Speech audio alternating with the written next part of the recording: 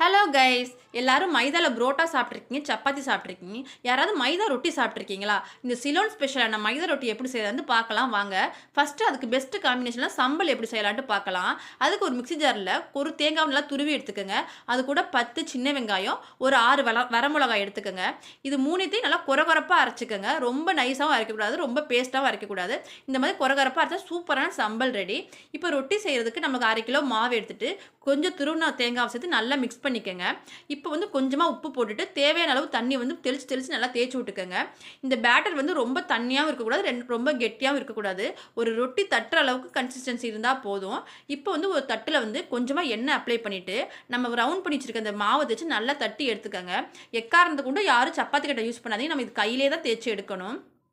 So வந்து நல்லா ஒரு தட்டு அளவுக்கு நல்லா தேய்ச்சி எடுத்துட்டு தோசைக்கல்ல வந்து மேலேயும் கீழே நல்லா ஓரளவுக்கு வேகிற மாதிரி எடுத்துக்கோங்க. இப்போ வந்து சூப்பரான ரொட்டி ரெடி ஆயிரும்.